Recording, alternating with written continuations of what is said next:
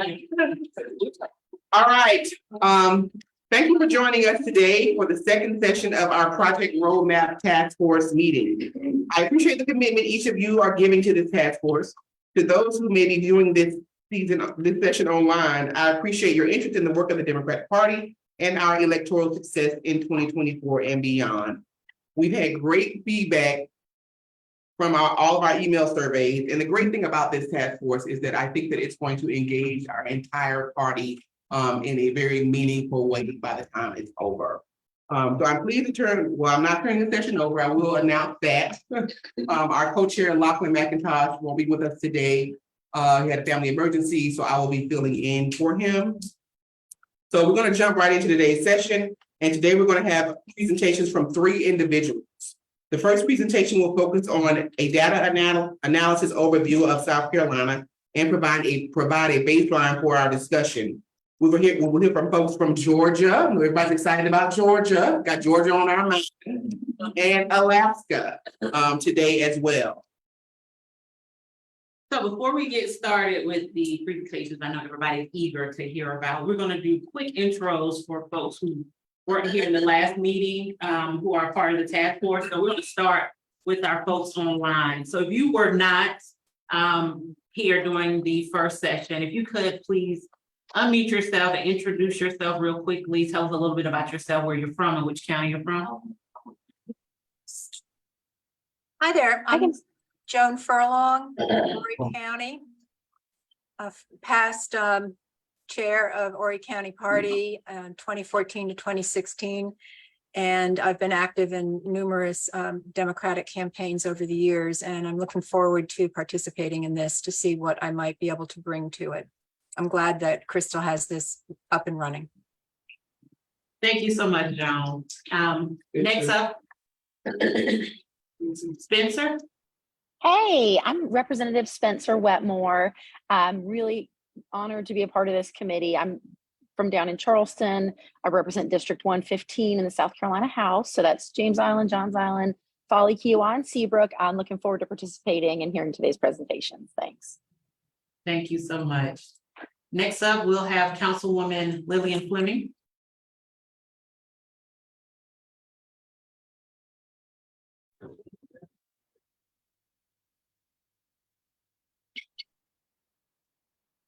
Hello, I'm Lillian Brock Fleming. I'm member of Greenville City Council. Have been for a long time. Born Democrat. Glad to be a part of the group. Thank you. I think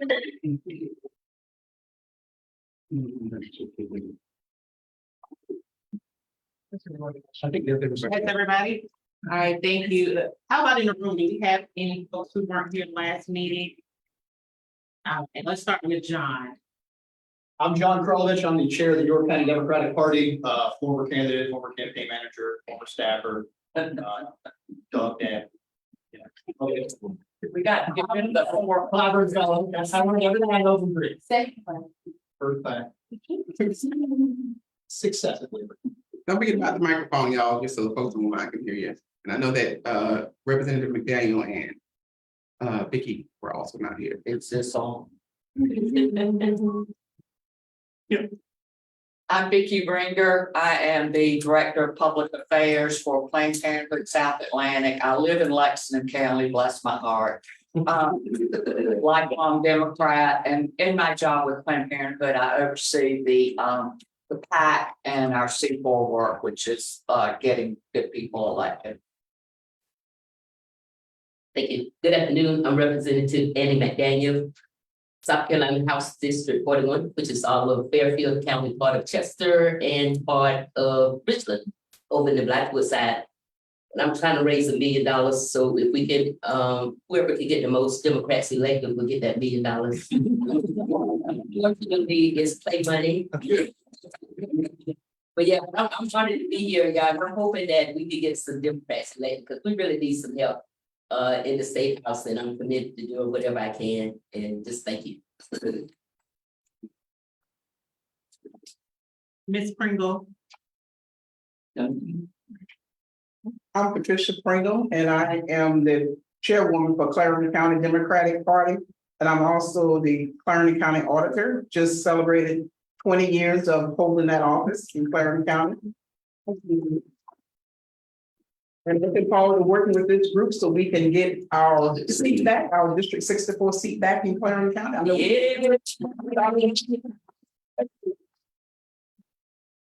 and just glad to be a part of the group. And next up, we have Mr. Brady. Hey, I'm Brady Quirk Garvin, former chair of the Charleston County Democratic Party, and here to do whatever Crystal tells me to do. We all. That everyone in the room? All right, Grace.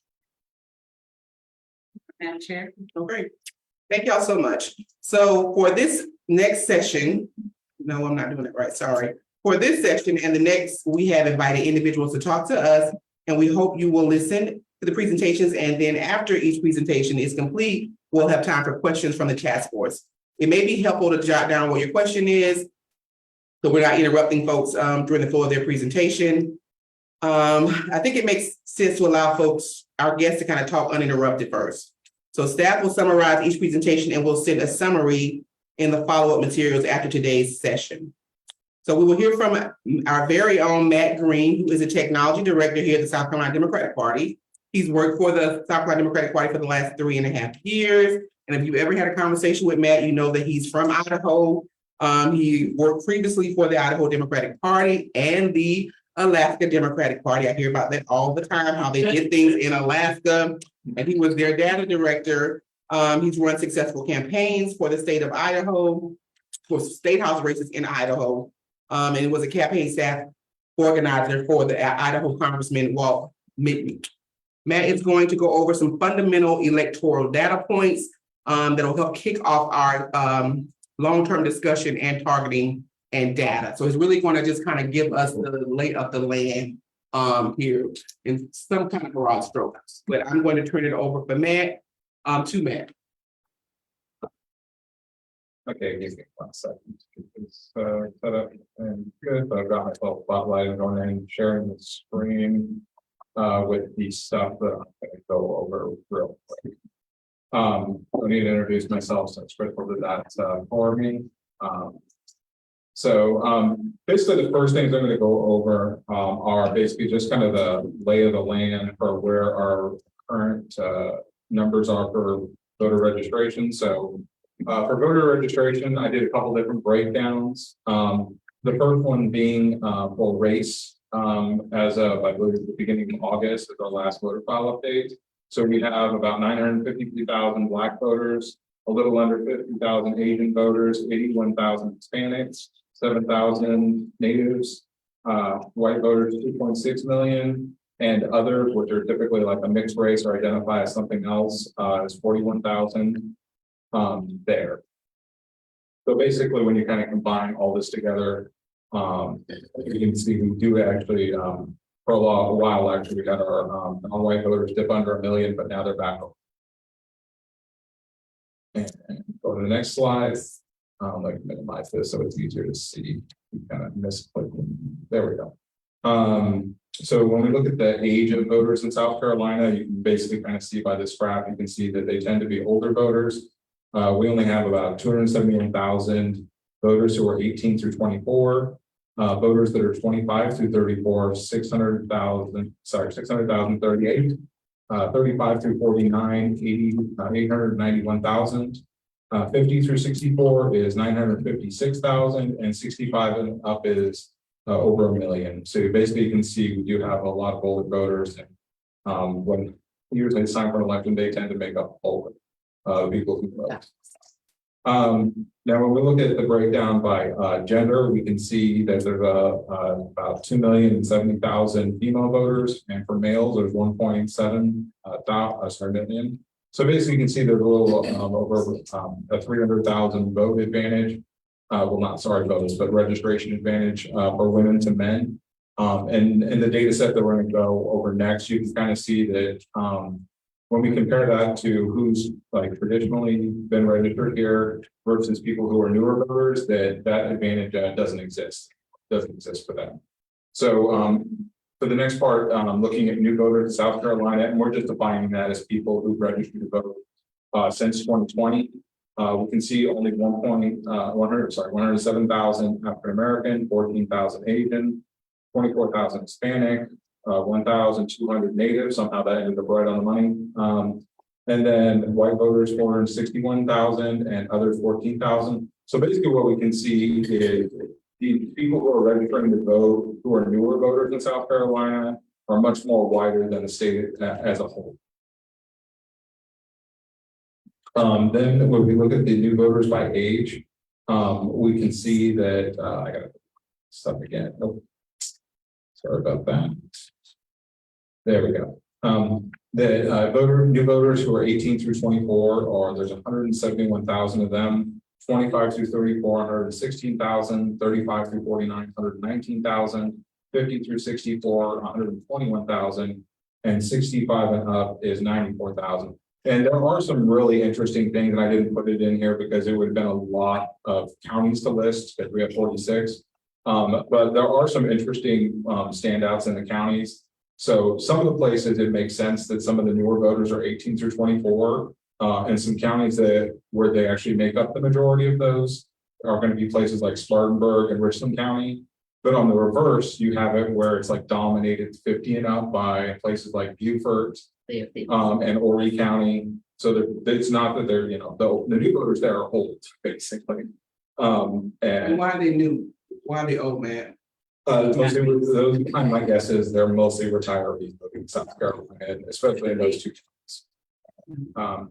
But yeah, there's some interesting things like that. And I will say, just like Crystal mentioned earlier, the subcommittee will go into much more detail rather than just like the statewide. Okay, and then if we look at the gender, I pointed this out earlier. For the new voters, there's 318,000 new female voters and 304,000 male voters. So basically, that gender advantage for female really doesn't exist for this one. Oh, sorry, at least for the new voters who have registered to vote since 2020. All right. So the next thing I had is I went and looked at the census data. And again, this is just statewide. I can drill down further into other stuff. But in 2010, there was about 4.6 million population in South Carolina. And then in 2020, the census had 5,000,000 and 218,000. So basically we had 582,000 new people move into South Carolina, or but the interesting thing to point out on that is getting pretty close to actually what the population would need to be to actually get a new congressional district. And if the growth were to just continue on pace like it is, it's likely South Carolina would add an 8th congressional district in 2030. It's just a matter of how that map gets drawn, if that would be good or bad. So the next thing I have for the census data is basically 54% of our counties actually gained population and 46% of them lost population. So 25 gained, 21 lost. And some of this is you're going to be easily to guess which counties had the growth, which counties did not. And I just did the top 10 for each one for growth versus loss. So I started off with counties that lost population. And Orangeburg lost 7,000 people. Williamsburg lost 4.5 thousand. Marlborough County lost 3.3. Hampton County lost about 3,000. Marion a little under 3,000. Lee County 2,500. Bamberg 2,000. Allendale 2,000. Darlington 2,000. And Union 1,900. And of course, some of these counties are disproportionately ones where we're probably losing Democratic votes out of these counties. So people are moving. Or whatnot. Now there was, I know from the 2010 census, people that were worried maybe we had undercounts. That's maybe still a possibility. Maybe the population isn't gone; they just didn't get counted. Now, when we look at gains, so we did the top 10 counties that had the gains, and the county that had the most growth from 2010 to 2020 was Horry County with 95,000, Greenville County with almost 80,000. Charleston was 66,000, York was 62,000, Berkeley with 56,000, Spartanburg with 41,000, Lexington with 40,000, Richland County with 30,000, Beaufort 32,000, Dorchester with 28,000. And some of these, you can kind of see that they're kind of like some of the growth is bleeding together, like Charleston, Dorchester, Beaufort, Berkeley, and then some of it like York, although by itself, that's Charlotte bleed over to people wanting to live in places that are cheaper than commute there. So that's kind of a breakdown in those counties that are growing pretty fast. So the next thing I decided to look at, as far as the lay of the land, is to look at our state house, state senate, and congressional districts and what our Democratic performance is. And before I just jump right to the numbers, just so everybody understands what Democratic performance is, basically we look at previous elections that have happened in these districts to see how basically candidates in the past have performed. Everything from, the president down to maybe someone running for county council or the state house or whatever level it might be. And we're able to take those votes and then figure out, like, based off of those elections, what the average Democrat should get running in that district. So I just broke these down by percentiles. So we have 20 state house seats that have a Democratic performance over 60%. A Democrat basically should never lose that district. Then there's 55 through 59. Unless the Democrat probably running an exceptionally bad campaign, they should hold on to that seat. There's 10 of those.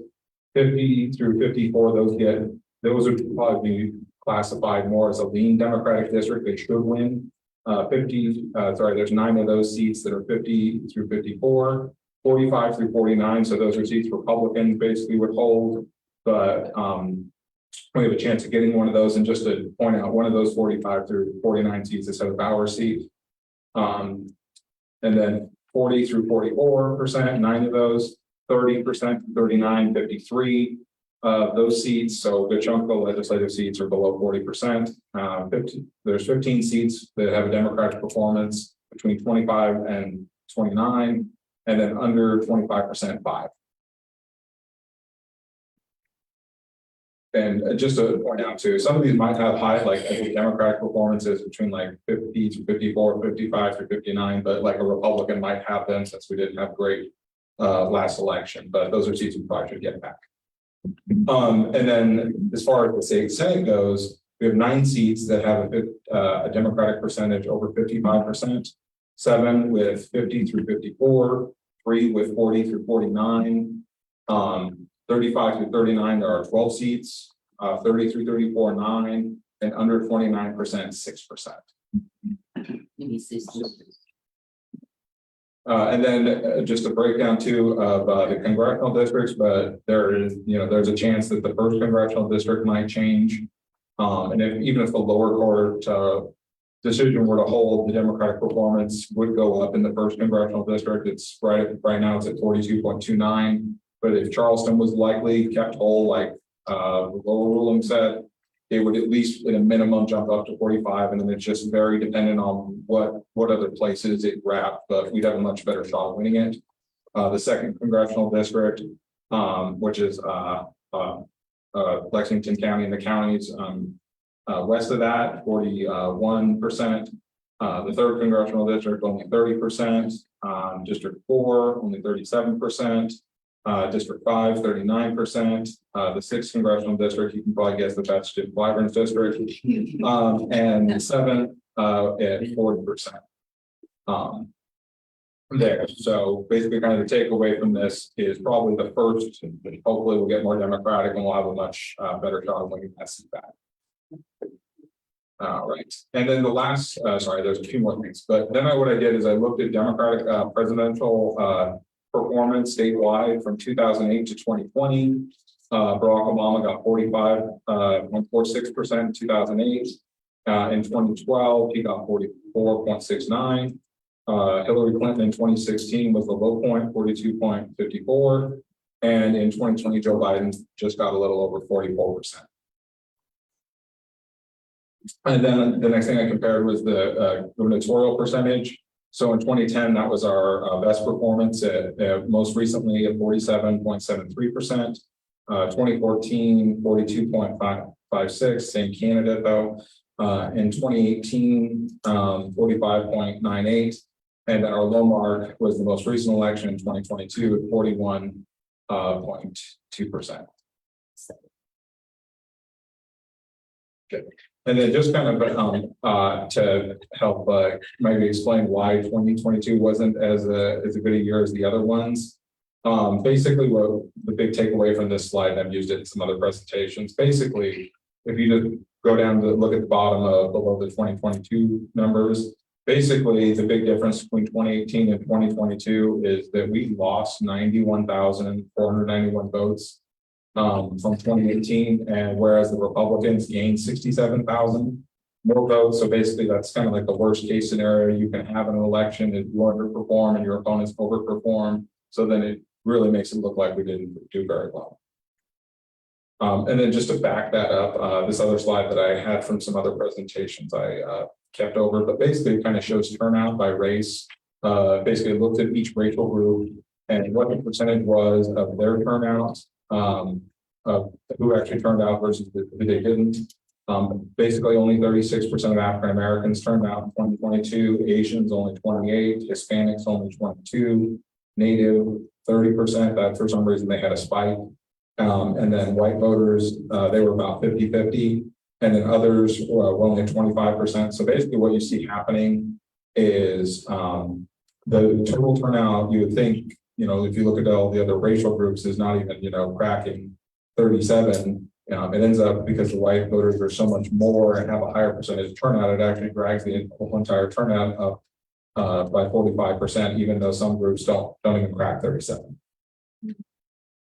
And then I think there's two more slides, and then I'm wrapping. I did some digging kind of on what makes up the Democratic electorate in primaries and generals. And basically kind of the big takeaway I found from it is that in primary elections, the electorate tends to be much more African-American. White voters, I think the highest they've had in the primary is in 2018 at 38%. But then you can see other elections, sometimes they drop below 30%, like in 2020 in the primary. Now, if you compare that to general elections, this is kind of where you get this interesting comparison. Basically, you can see that white voters make up a good chunk of actually the Democratic electorate. And even if you just look at 2022, you'll see that we're getting close to our electorate almost being 50-50 between white voters and non-white voters. And I think that's just important to look at that when you're running, and you can't just focus on certain groups when you're campaigning, because otherwise you'd be basically ignoring, you know, possibly half of your electorate if you just were to just say target just on race and make the assumption that that's where most of your votes are. But you can see in here that you have a significant number of white Democratic voters. And especially that's going to be different in probably some parts of the state with how their voters perform too, but that's something we can take into deeper. But that is probably all I have for my presentation. Do you guys have any questions? Matt, when you talk about Democratic, Matt, when you talk about Democratic Performance Index, like as a metric, does that index presume, well, let me put it this way, for it to be accurate, don't we require some competition? Yes, if there really isn't competition, you like we haven't ran anybody to the public. There's no way to really calculate that unless like you use maybe a statewide race and just pick out like the precincts or in that particular area. It gets you know, a little bit more fine-tuned if you actually have comparable races, and then you're right. It could be off by maybe a couple points, could be over by a couple points. But that's why if you have people running basically races for a lot of seats, you know what that true DPI is, but you would have someone to compare it to. But if you don't, you kind of have to make comparisons using other races. Well, and just to follow up on that, when we look at like statewide races to try to make up that data gap, right? We have a presidential election here every 4 years, but no presidential candidate spends any money in South Carolina. So even that statewide data point isn't really reflective of competition. Yeah, I would probably say you could probably just usually set the presidentials kind of like as your minimum bar. And you basically kind of can know that you can only kind of go up from there. So DPI will tell us the floor, and in blue districts, maybe the ceiling, but there's a lot of wiggle in between. Yeah, yeah, it's true. It'd be really true depending on the area you're in. If there's people running for lots of different seats and it's competitive races, you're going to get a much better prediction of what that Democratic performance is. But like you said, if you don't, then using the base of like that, kind of in the ballpark, but it could be off by a couple points. I have a question.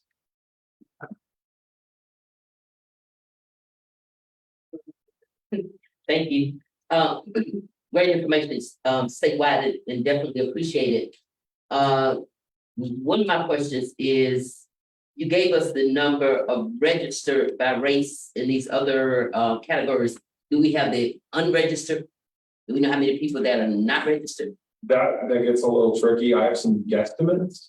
That's better than nothing. Yeah, I can get that for you. Okay, and the second thing is, Madam Chair, in moving out from this information, I'm not exactly sure. I keep getting conflicting information about college voters in the state. So I don't, depending on how we are or are not educated in college voters, we could be losing a lot of votes based on college voters and in prison vote, well, not in prison, they can vote, but nursing home voters. And then my final question is, are we able to get this information by district and or county? Yes. Do we know when? Yeah, let me get one. Today? Not about today, but you can get it tomorrow. I don't want to go into work. If you've been down in the state house to see what we got going on. You came yesterday. That's right. Anybody else? Michelle, I know you had a moment. You want to ask your question? It's more. Hey, get your. Do you provide the breakdown? You had this beautiful chart where you showed, post it on. I feel like Matt's already the direction. What y'all say? All right, you had this beautiful chart where you showed the likelihood, the percentages by district. Can you list, like, provide us a list of those counties or those those? Yeah, I have that. I just wasn't going in the public. Yeah. Well, I would like to see it, please. That's right. I think Liz and then Alicia. It's on Liz. It's on. Matt, could you also get us the chart where you have the 10 districts that did the best? And Yeah. because it's not all the counties were Yeah. represented. Yeah, that if you could get us that. Yeah. So I would. Yeah, I have this by, I have it by all of them. I just listed just the Right. top 10. Thank you. Yes. Hey, Matt, I have a question. So for the newly registered voters, is that also including people who changed their addresses, or those are just brand new, never in the system at all voters? Brand new, really an address change doesn't really kind of like treat you as becoming a brand new voter. You're just updating your registration. Your original date of registration doesn't change. Based on whether you're South Carolina or not. Right, Yes. not county by county. Yeah. Like, if you move from Charleston to Dorchester. Your registration, I believe in like your vote history will like, you'll still be the same, but they'll just give you a new number. Now, Chairman, I'm concerned about this map because I know Fairfield lost 3,000 people. And they're not on that list. I'll take a look at it and see. They might just be outside of it.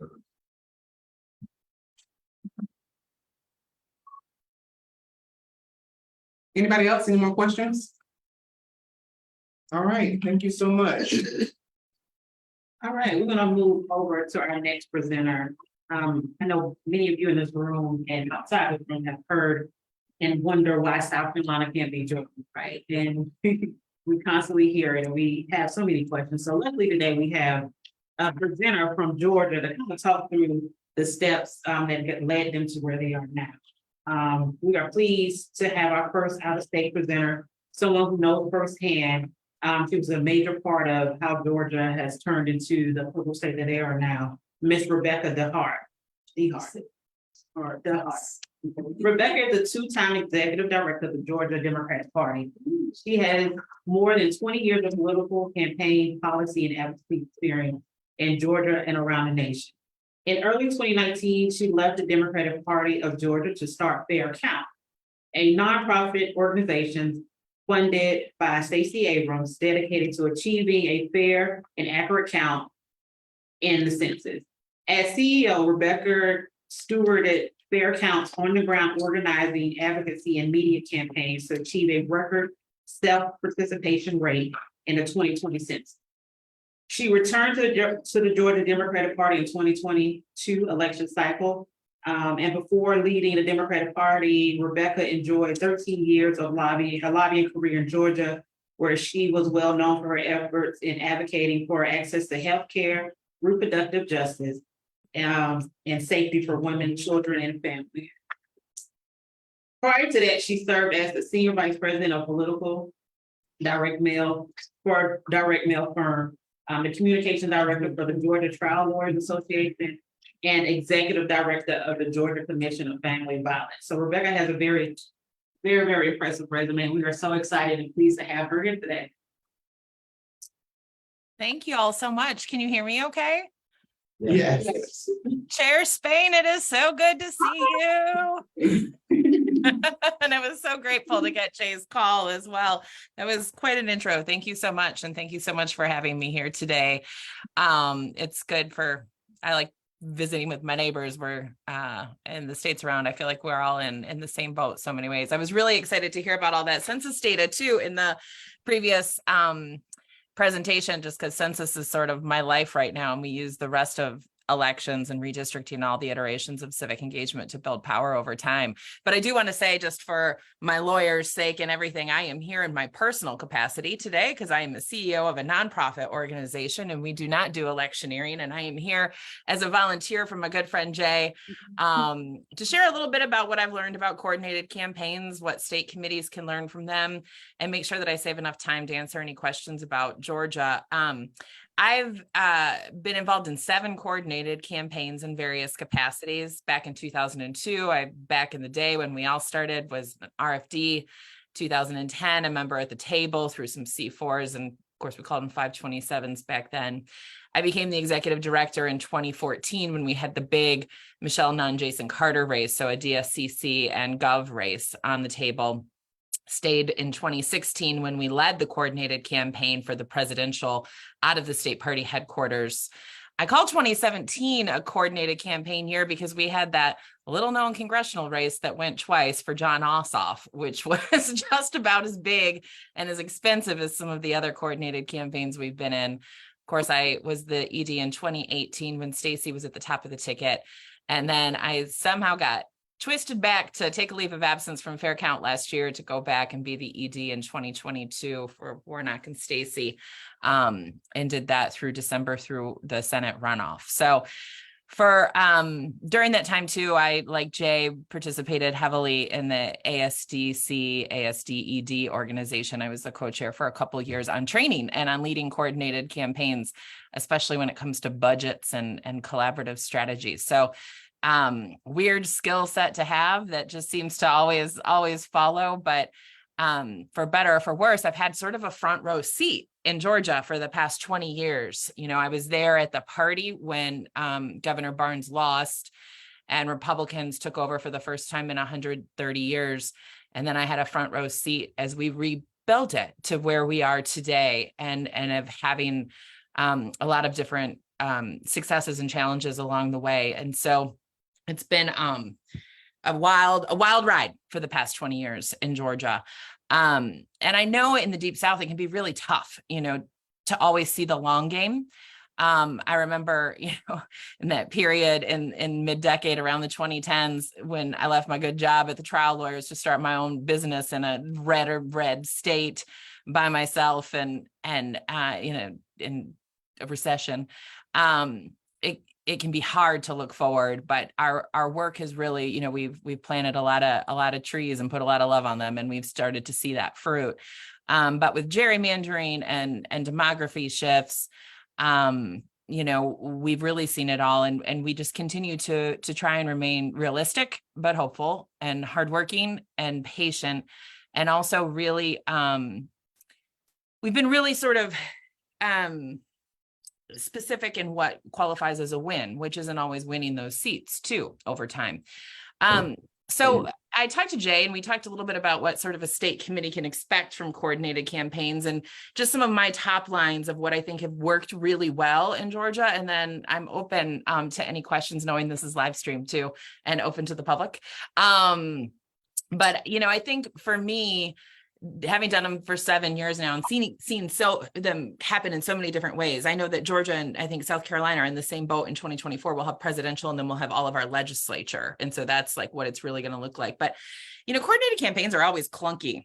And they're by design clunky. It is almost an impossibility to sort of please everyone. More than, I guess I should say, just as much as finances and resources and all of that, they demand trust and collaboration and good intentions and compromise. And just as they can be severely damaged by lack of resources, they can be severely damaged by mistrust and rogue operations and bad intentions and refusals for compromise. And so it really is a people-powered effort. And we always have to make sure we give a lot of space for people to be fully human and all of that. I got the best advice I ever got for running a coordinated campaign came from the old ED of the Florida party when I first came on. And he always broke it down and said, there's 3 ways a good state party can run a coordinated campaign. They can be the front of the house, they can be the back of the house, or they can be cut out. And obviously nobody wants to be cut out. But there are really strong roles for a state party in both front of the house and back of the house. I've done both of them, and it kind of depends what the scenario calls for. And then really doing a good job of communicating and over communicating, and then communicating some more about expectations and what that means so that everybody flows more on the same page. For caucuses, especially, I know that y'all have all of those races, and I don't know all the ins and outs on how the caucus system is set up in South Carolina. We're all so different, and in Georgia too. But the biggest thing that I've always found to be helpful is just to come to a really good understanding in advance of what to do and what to expect and what the party provides. Sometimes you'll hear a lot of, the party's not helping me or the party's not doing anything. So making sure that you have that paper down and there's meetings and you're not relying on other people to have the meetings, and that the task force like this all know what's going on about how we're all coming together for direct mail and for organizing and polling and how it will all be shared and how it will be utilized, and setting those expectations so people don't feel like they've been left high and dry. There's not been over promising or under delivering or anything like that. I found that to be super helpful, especially with the caucuses, because there's so many races that are out there. And as that great data presentation just showed too, there's going to be different strategies for the different races and resources depending on where they are in that spectrum that fell, and different goals too. Some of the goals on some of those ones that were on the left side of my screen, that they might not be outright wins, but they might be cracking 40%. Or they might be, doing some real strong precinct work that's going to take place over time. So getting those all together, I think, are really important. For me, and it sounds like y'all are doing this, which is super exciting. I think one of the best things that the state party can do is set the table, share their values, have an MOU with a clear set of what assets are, what buy-ins are appropriate, what those reasonable expectations are, and make sure to always have that paper so people can refer back to it. One of the things I found when I went back in 2022 is that certain members of our state committee had felt left out, didn't feel like they were getting enough information from the party. So we really tried to be creative on how to solve that. We can't have the candidates meet with the congressional district chairs every week, but we could set up 3 times over the course of the campaign where we make sure that we got that FaceTime. We also would do these phone calls, especially when we got closer to GOTV. I'd say probably they started in September, and then they were weekly in October, and then every day of GOTV, where we set a dial-in phone call where me and then maybe the director of voter protection or the director of the caucuses or something would get on, and we'd give full presentations of what's happening, how many doors have knocked, what have been our challenges, what have been our successes, just to make sure that people could dial in and constantly had access to that sort of real-time information. And those were some really good ways that we tried to sort of preempt some of the issues that we know that can happen when we hit the GOTV road, like when it gets all real hectic, and make sure those are already planned and set out to make sure that we're really strengthening our communications. I also found that having a must-have list is so much easier to share in the beginning when you can go and sit down with your candidates. Like, these are the things our county committees really want. We want to have these many events, or we want to have these many phone calls, or we want to be notified of, XYZ before the campaigns get going. So they have sort of some set expectations. You might not get everything that's on your must-have list, but always easier to sort of do that in advance than to try and help our great party Democrats who are like the stalwarts who, stay year after year, making sure that they are part of that foundation. I also, I'm sorry, I'm just looking at some notes and I'm on a separate screen if you wonder why I'm looking to the left, but I've also found that setting a coordinated campaign committee has been really helpful. And that seems like what this is, and it's already starting in 2023. So it's like huge virtual high five to South Carolina for getting going on all of this and having that trusted group of people. And that helps with the staff of the state party too. It's one of the only jobs in the world where thousands of people are your bosses. And so when you have other people you really rely on, and are all kind of going from the same playbook, that can be really helpful because and burnout is real, and especially in the time and place that we're living in here in the Deep South. And so many of the people that are involved in the Democratic Party are also the same people that are targeted by these really nefarious and awful policies. And so we have like real spiritual, emotional, and mental challenges coming to work every day too. So building that solid structure inside and really supporting one another is so important. And I know that I know, and we all know, and we all believe that the party is the constant, and what is the election year? It's gonna be what, November 7th, November 8th, we're all gonna wake up and the party is still gonna be going on that next day, whether candidates take office or whether they shut down. We're really the foundation. And I have found that it's most successful to allow candidates to come onto the foundation and build their sparkly towers, things that they're going to do. And that if there's something that I think that campaign will do to really help strengthen that foundation afterwards, is make sure I ask for it in advance and try and work that out so that no matter what happens, people know how they're closing down and shutting down and being respectful of the foundation that the party really lays out there and is so necessary for long-term goals. Couple of other things that I had, as I said before, they're clunky.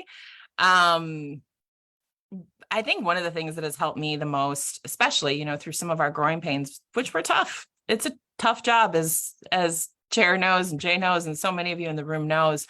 Not everyone will be pleased in a coordinated campaign, and that can be really hard, especially if you're really used to like really wanting to do good by your people. And so I've always sort of had this inner percentile for me, like when things get really tough, like if 80% of people are pleased, then we did a good job. I'm in the middle of giving a talk. Hi, I have a 5-year-old. Where's a plug? I apologize. Please go ask your brother for a plug. So y'all, I had that baby. Honey, I'm in the middle of something. You're gonna have to wait. You'll get some iPad time after. I set them up with iPads. I had that little cutie in 2018 in June on the coordinated campaign. And I had my other son in 2014 on that coordinated campaign because I'm crazy. But sometimes those iPads stop working. Oh yeah, but I was saying the whole 80% thing, that's sort of my thing. Do I want to have 100% happiness? Hell yes. Is 80% completely satisfactory? Yes. Because speed and nimbleness and agility are so important in a coordinated campaign. And you don't want to have those leftover feelings lingering, pulling down your next events or where you're going next, but you really want to do your best by your people that you can. But know that it's usually not personal, and it's not the staff, and it's not the campaigns. These are just clunky as all get out. I think the other thing that I found a lot is that sometimes in the party infrastructure, people can stress about other people's campaign strategies. And this is something that took me a couple coordinated campaigns to sort of look at. But, we do our best to build our best relationships with campaigns and with the big D's and all the entities that come in and the campaign managers and all of that. But we don't really have the right to dictate what a campaign does or does not do. They raise their money, they pay their stuff. I mean, we can talk about what the services that the party gets. I remember helping an executive director at a state party who was under a lot of pressure because the Senate candidate and the DSCC wanted them to go in and split on polling. And their former executive director said, I'm not going to help you with that unless you show me your polls, and I want to be able to see them and be in those meetings. And I told the new executive director, absolutely not. That's their secret sauce. It's their most important thing. You don't need to see those polls. They'll tell you what they think is needed and important, but you are the infrastructure of the Democratic Party. You can help them save $300,000 in federal dollars, which is what's really important. So making sure that we give people the space to do their things and making sure they give us the respect for that foundation. Because in the end of the day, I think like the coordinated campaign, we are the greater good. We're the rising tide that lifts all boats. We're the one that is there year in, year out, every single election, and have to go with the horrible bumps and bruises we often suffer from in the Deep South, and also those really amazing wins when they come our way. But happy to take any questions. And I apologize if my son comes up here. He's still yelling at his brother. Let's start with Brady. Rebecca, I'm curious, you were talking about, oh, sorry, Rebecca, it's Brady Quirk Garvin. I was wondering, from Charleston. Thank you. I love Charleston. Charleston's a beautiful place. I was curious, you were talking about buy-in from candidates, and how did you go about sort of building on that when there are a lot of candidates or folks that may not be used to that idea or that strategy? How do you respectfully do that, knowing that it won't work unless you can get buy-in from everyone? Yep. So I think that one's a tough one, and it's so tough to negotiate too, because every year is different. And I know Georgia and South Carolina, I should say, I guess, so feel free, correct me if I'm wrong. You know, sometimes we've had like the big candidates come in that can raise all the money and sort of can cover everything. And then some years people need to chip in. And so you kind of see where it is. I think the first thing, like I would always look at, because it might be different for the different caucuses, or it might be different for the different candidates. You know, make a list of everything the party's going to give you, right? So it's like, if you're part of this coordinated campaign, you're going to get all of our voter protection services, you're going to get blah, blah, blah, blah, blah, whatever it is. And other things that we can offer are direct mail, right? Because we all have to have super love for the United States Postal Service and help our candidates realize that they can't just have our indicia, because that is breaking the law. That is like United States Postal Service law. And so that if you are going to buy into the coordinated campaign, you know, maybe the buy-in is really tiny, and these are the things you're going to get like our organizers are going to make sure that we do at least 3 passes through your universe in a certain amount of time. We are going to have literature that's going to have the top of the ticket and you know, available. And we're going to give you 5,000 of these, 10,000 of these, 20,000 of these, whatever it is. Or if you're, you know, buying it at $100,000, then we're going to do so much mail on your behalf and working with you, et cetera. So I think it's all about figuring out what you're able to give for free first, you know, like what is the party going to provide? And I actually want to stress that a little bit more too, because none of that is free, right? Like all of the stuff, the infrastructure that the party provides, the list to our county chairs, the volunteers that come in, the voter protection department, the finance department, all of those things are worth a lot. And so I think it's really important for us to communicate to our candidates. Like, just because we're not, you know, unrolling bills and handing them to you doesn't mean that the party's not giving you something really useful and really substantial to your candidacy. And then I think it's just working with whether or not it's like a bevy of statewide candidates, or if it's with you know, your caucuses. What is it that the party thinks that they're going to do best? Again, maybe not over promising so that there's no under delivering, and then inviting everyone to see if they're willing to partake in it. And it might take some negotiations. Those conversations can always be goofy, and they can be really hard for new candidates to understand how a coordinated campaign works too, because the coordinated campaign is for them, but it has to be for all. And so it's really incumbent on us on really threading that needle so that the expectations are legitimate. Does that help at all, that question? Because especially the part about stuff isn't free. Yeah. That's a big thing in the caucuses in Georgia too. You know, the caucuses are part of the state party. I don't know if they are in South Carolina, but we do all of the compliance work you know, and so like that's a, if we didn't do that, you know, that's $75,000-$80,000 a year that the caucus would have a price for. So really even kind of digging into the most basics, these are all of the things that are built in, can be really helpful. Hi, Rebecca. My name is Michelle Brandt. I'm the third vice chair of SCDP. I'm from Charleston. Oh. Okay. Hi, Rebecca. My name is Michelle Brandt. I'm the third vice chair of SCDP. I'm from Charleston. And my question for you, you saw in our data that we had about 53 districts between 30 and 39% Democratic. And you mentioned that not every win is not really like a win in the sense of they won the election. So I have two questions. One, in Georgia, do you have candidates run in every single district, especially those that are 30 to 39%? And two, for the districts that have lower Democratic chance of winning, what does a win look like? Those are such great questions. Great question. Yep. And hold me to this at 90%.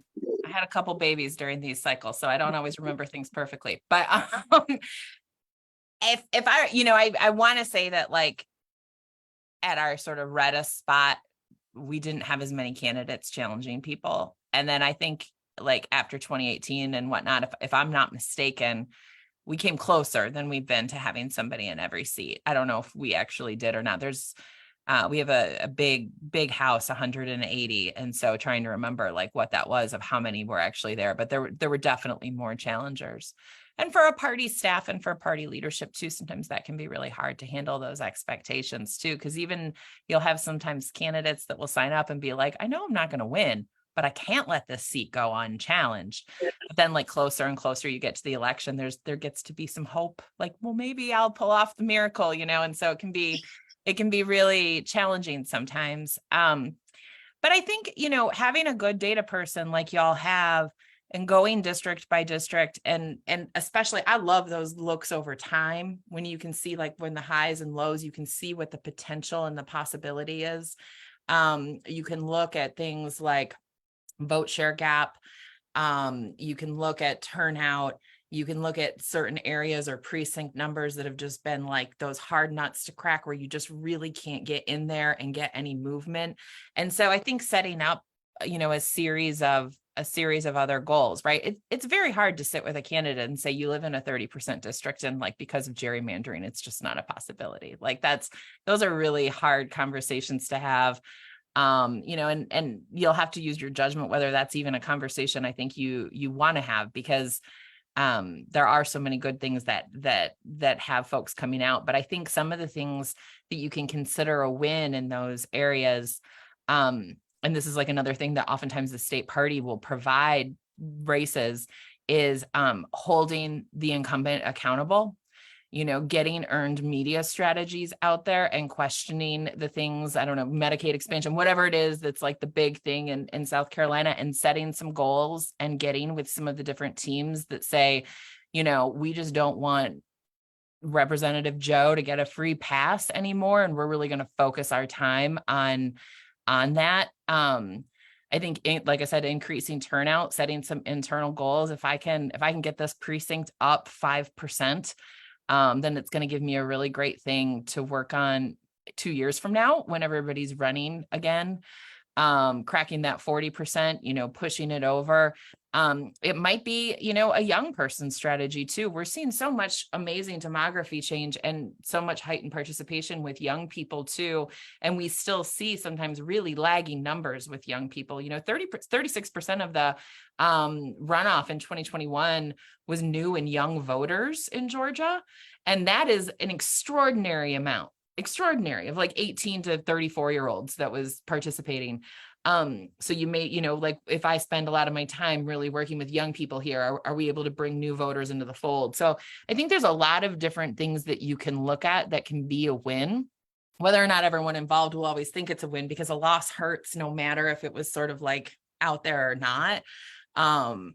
And then I think, you know, one of the things that our parties do, and I know Chair Spain does, and I know Jay does too, is just making sure that we thank people that do put themselves in those situations. It is so darn hard to be a candidate. My hats continually go off to people that will put themselves out there, especially in places where they're dealing with a lot more junk and so much more vitriol, it feels like, in the past 10 years.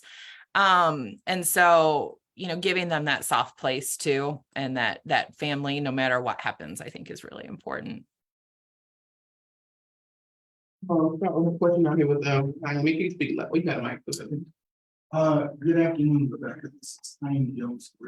It's not big. Is it on? It's on. Tap it. We got. I apologize. This is Tiny Jones from Richland County. I am happy to serve our state as the second vice chair of the newly formed Council of Black Democrats. My question is regarding clean data. What has been the strategy? And I think most folks can attest, as we have been a part of the campaign. What's the strategy during the off season to clean data? So that you have good data for in these work. And I'm so sorry, I had a little trouble hearing you. I heard, what is the strategy in the off season for, I'm sorry, what was the verb with the data? What is the strategy during the off season to clean the data? To clean the data. Oh, that's a good question. I should talk to my data folks. My biggest strategy was always making sure I hired the best on the team to do to do stuff. I think I don't know what your Secretary of State does with like purges and all that. We're about to go through 190,000 purged in the van. I think, one, making sure that everybody is participating in the coordinated campaign is participating with the coordinated van is so important, right? Because, and making sure that your data team is fully training new candidates so they know how to tag things in the van too, so that things aren't hard to find, that it's clear that those things are sort of put forth on there. I think that we continually, I don't know if this necessarily answers cleaning the data, but I think that there's a lot of data analysis that makes us stronger that happens in the off years, really starting to look at people's, how they're voting over time, maybe not in just that election, but are they regular early voters? Have they been voting early for the past like 3 elections, not just looking at things in a snapshot over one? What has been your movement in absentee, especially with the pandemic? I think it's really important right now to be looking back and over time at what people's sort of like how they're voting and whether or not any of these pandemic rules that they've started to experience have started to stick.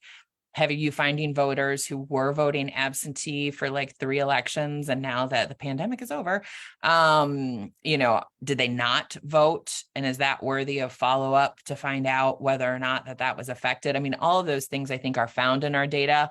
So, as far as cleaning the data, that's something that, we do with the van and the DNC and the state file and Target Smart and all of that. But I think also reorganizing our data and making sure that we take that breath to look at things over time is really important for whatever strategy we build for the next cycle. Hi, it's Alicia. Nice to meet you, Rebecca. Hello, is this better? It's on?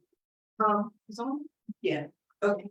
I had a question. I know the coordinated, you talk a lot about responsibilities and expectation for candidates.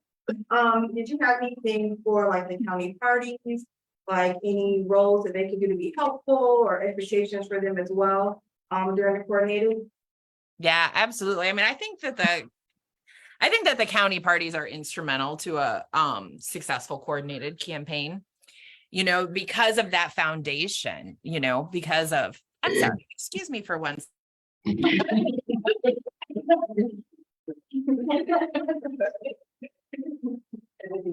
Won't be passing. It's required.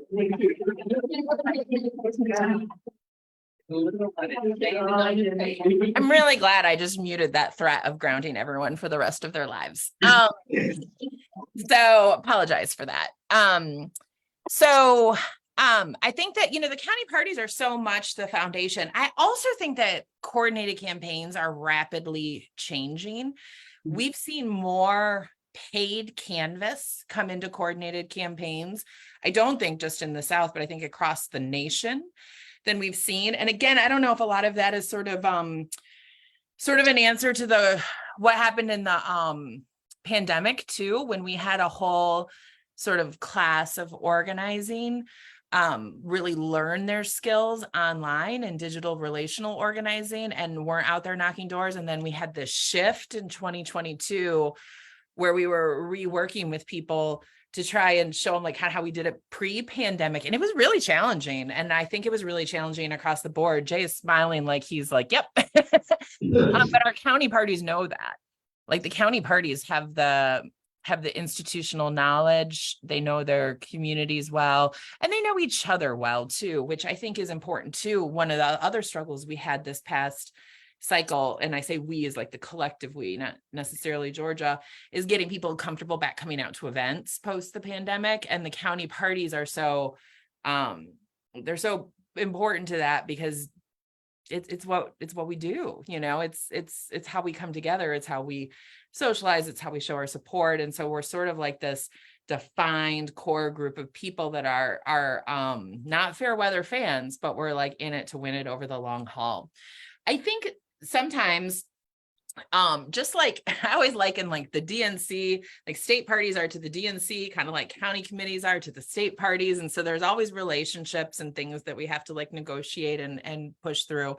But I think it's really important to lay out like if a state party has goals for where they want to open offices, you know, we have found a lot of success in co-opening offices with sometimes our county committees and making sure that there's enough space for staff and also for county committees staff. We've had some county committees who have loved to actually help us find the space, which has been really helpful. We've also dealt with, you know, disappointment when county committees want an office in their area and we weren't able to put it in there. And so managing those relationships too. But I think, you know, planning the field plan, planning what the organizing is going to look like and how the county committees are going to be involved, I think is really good. And part of some of the stuff that I would put into the MOU and with like this task force, it sounds like there's really great county committee participation. And so, you know, like knowing what those must-haves are, like do the county committees want to have a monthly call where they get, you know, the insider scoop? Do the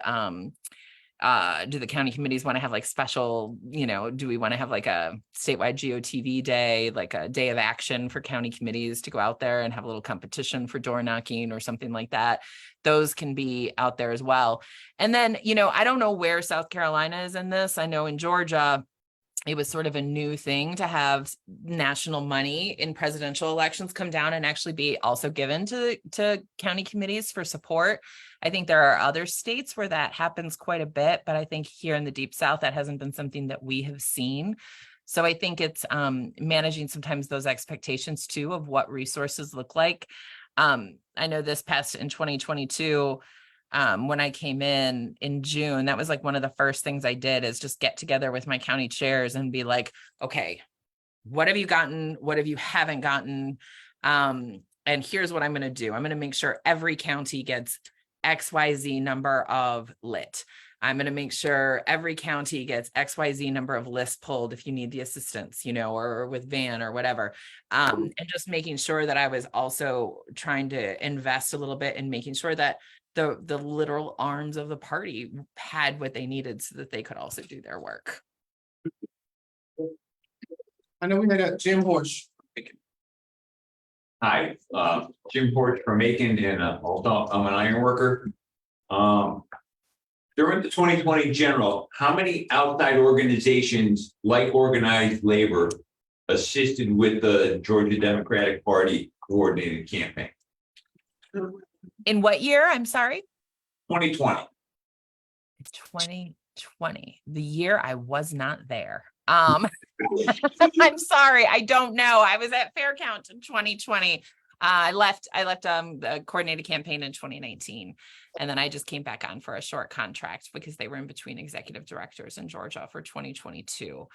I will say that in my experience in 2018 and in 2022, we are so thankful for our labor partners. The Democratic Party is housed in the IBEW building in Georgia. And so just even the proximity gives us a lot of opportunity to be able to do that. And I know that in the past, we've also been able to work out you know, through campaign finance law and all that kind of good stuff when we're able to get in kinds and all of that. But our labor partners have always been really important to us and have always had big seats at our coordinated table. Rebecca, can you, I don't know how to ask this question, but we all know that you guys have 2 US senators. What y'all done, you saved the country, electing those senators. But that really hasn't translated on the state level. Can you talk about that a little bit as it relates to like the governor, the state house and the state senate seats? Yeah. I'm still processing a lot of last year, Chair. Incumbency is a very strong thing. I mean, I learned about it in new ways, I think, last year than before. I think we have 2 extraordinary United States senators. I think that we have 2 extraordinary United States senators that were able to get support and resources in ways that are really spectacular too, sort of over the long haul. Who doesn't want to sit and listen to Senator Warnock or Senator Ossoff, you know, talk about what their passions and views and what they're fighting for? They're really extraordinary. But so was our statewide ticket. You know, I mean, I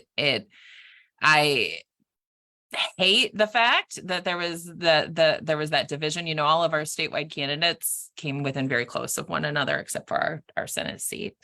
The incumbency was really strong.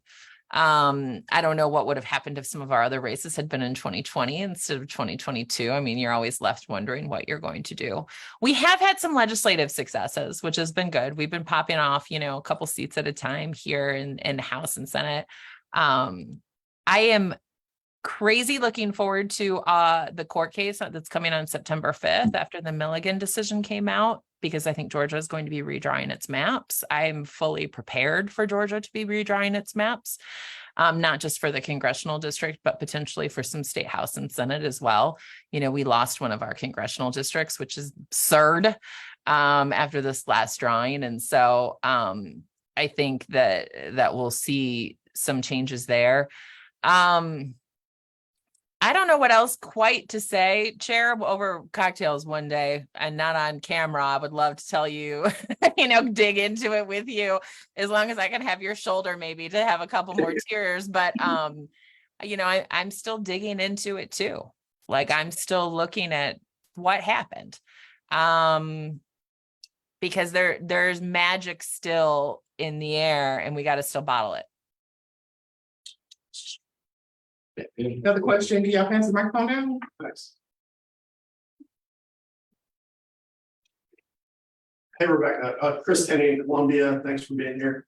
You know, I know Black voters in Georgia are a huge part of the party, just like they are in South Carolina. And I'm curious about whether there is a disparity in turnout between white and Black voters in Georgia. What is the extent of that disparity, and what have y'all done to close that gap? Yeah. So, absolutely. I mean, that's, you know, Georgia is, about to be a, you know, what we used to refer to as minority majority state. And we've spent a lot of years building a multiracial and also multi-generational, collaboration to do this work. And it's been really, really important. I want to very carefully and with ease transfer my hat from my lawyers for a second, to some data that I know from another aspect of my life that I can share with you, because it is publicly available on a website called faircount.org, which is vote share gap data. And, you know, when I left the party, I had done my time. Jay's another oldie like me. And it was time to move on, but I was very excited to embark on a couple of the things that I felt like really needed to be done. And one of those was to really focus on long-term organizing over time and not just organizing in a, what can sometimes end up being in an extractive way for elections. And also to start looking at data over time. And one of the things that is prevalent in the Deep South, and I can share my screen, I think, too, because again, it's publicly available data because we make a big deal of sharing our data, is this idea of a vote share gap. Historically marginalized communities, for a lot of reasons, barriers and all of this, have perpetually the numbers underperform over election, which means that white voices in our electorate are overly inflated, falsely inflated. So if you have a county in Georgia that is, let's say, 30% Black voters, of registered voters, then you would assume in your turnout in that county to achieve election equity that 30% of the voters who cast a vote in that national, state, or local election would also 30% would be Black voters as well. But what we see, particularly in the Deep South, are these perpetual vote share gaps where we consistently see, less than 30% that are showing out over time, which means an overinflation of white votes over that same time, which leads to a very inequitable situation that we have. So one thing I want to show you, and then I'm going to stop because I don't want to get into a place where where we can't show this, is if it's okay, I just want to show you this because I have all the South Carolina data on here. Hang on one second. And I think I think your county parties might really love it. Fair count, vote share. Vote share gap. Okay, is it okay? Can I share my screen, Jay, for a second? Yeah. Where the hell is it? Okay, sorry. Okay, so let's see. I'm going to share my screen. I'm going to share this desktop too. Hang on. Do you see this vote share gap map page? Yeah. If you go down on this website, well, let's go to South Carolina, and I apologize, I don't know the county names. This is a vote share gap map, but let's click on this county right here, Barnwell County in South Carolina. There's a vote share gap of 3.6%, and in order to achieve an equitable electorate, 667 more Black voters would have had to participate in that election. What I love about this data is that you can go county by county by county, and you can see what an equitable electorate looks like. Now, of course, this data is not at all showing you whether they're going to vote Democrat, Republican, or anything, because at fair count, we don't care about that. We are a nonprofit and we are nonpartisan.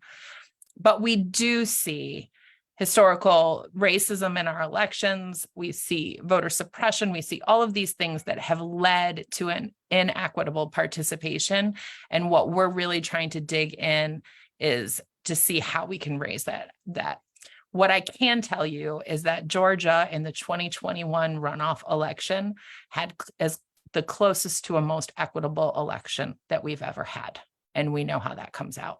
We actually saw a decrease in the Black vote share gap statewide, particularly in rural voters. And I want to shout out Black rural voters in 2021.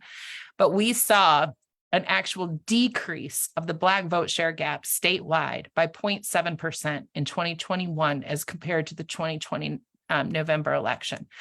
Had that not happened, there would have been a different outcome to that election. I hope that helps, and feel free.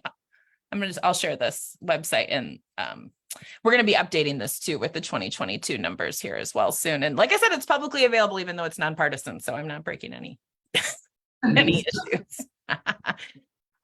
If that's helpful. That was very helpful. Thank you so much. Thank you. I'm going to go knock off. I'm sorry I'm not staying for the rest of the meeting, but I have to go deal with my children. Bye. Say that Rebecca and I were EDs. When I was an ED, Rebecca was an ED as well. She did such that she spanned a certain amount of time. So I did get to work with her a little bit at one point. She's dynamic. We're going to move on. We've got about 45 minutes left. We have another presenter. His name is John Henry Hickendorn, and he's going to join us today. John Henry Hickadorn has spent the last decade working at the intersection of politics and business, starting a political consulting firm, Ship Creek Group, in 2015, then going to serve as an aide to former Alaska Governor Bill Walker and Airbnb co-founder and CEO Brian Chesky before returning to the team. In 2016, he and partners helped win 13 municipal, legislative, and ballot proposition campaigns for clients, helping establish a historic Democratic-led coalition in the State House and earning John Henry recognition as Alaska's top political consultant. John Henry graduated Whitman College with degrees in politics and economics and as an All-American in intercollegiate debate. In total, he has worked on over 60 different Alaska campaigns and has also served on the board of Alaska Sustainable Fisheries Trust and as a commercial fishing deckhand in Bristol Bay. John Henry was the Alaska Democratic Party's coordinated campaign director in 2014. We are pleased to welcome John Henry. Take it away. Hey, guys, thank you very much. That is, I think, the most complete and flattering introduction that maybe I've ever had. So thank you for that as well. But I will just acknowledge on the front end that I, up until very recently, have almost exclusively worked in Alaska politics and on Alaska campaigns. So I'm not as fluent with the distinctions between how things work in Alaska and other states. I'm happy to give you as much information as I can about how things do work in Alaska, but I just would encourage folks to interrupt me if there's stuff that's either redundant to your state or raises an important question about how things are different in South Carolina. So interrupt away as those kinds of things come up. I'll start by giving just a little bit of context for Alaska and then talk specifically about our coordinated campaign model.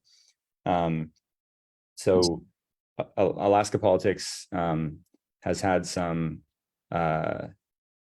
pretty unique outcomes over the last decade or so, and I think has a history of some unusual outcomes generally. Since 2016, when actually Jay Parmley was the coordinated campaign director and had a lot of impact on this, we've had a Democratic-led bipartisan coalition in at least one of our legislative bodies. And what I think is especially notable, what I mean by that is that there's a coalition of Democrats working with some independents and some moderate Republicans to hold power and keep the GOP establishment out of power in one of our legislative bodies.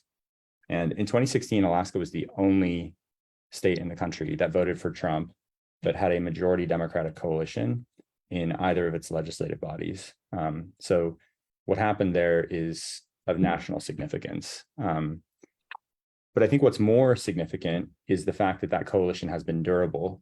So even as the empire has tried to strike back and break any sort of Democratic power and reestablish a Republican triumvirate in our state government, we've been able to hang on to that coalition in 2018, 2020, and then again in 2022. In 2022, redistricting happened, and there was an effort to try to break up that coalition in our state house. And actually, ironically, the coalition flipped, and we established a majority Democratic coalition in the state Senate.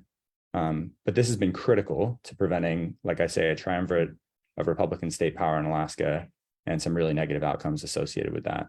And again, Alaska continues to sort of outkick its coverage in terms of being a state that votes for Trump by double digits, but sees Democrats in power in its state government. Obviously, the Democratic Party coordinated campaign and individual successes on legislative campaigns have been really important in netting those results. You don't get those kind of results without the work that happens on the campaign side and on the coordinated campaign side. A couple other things that I'll just highlight just for context, because I don't know what the case is in South Carolina. We have a relatively small legislature, 20 seats in the state Senate and 40 seats in the state House. Relative to states like Alaska, we tend to see higher fundraising for our competitive state House races. It's not uncommon for a competitive state House race to see $60,000 to $100,000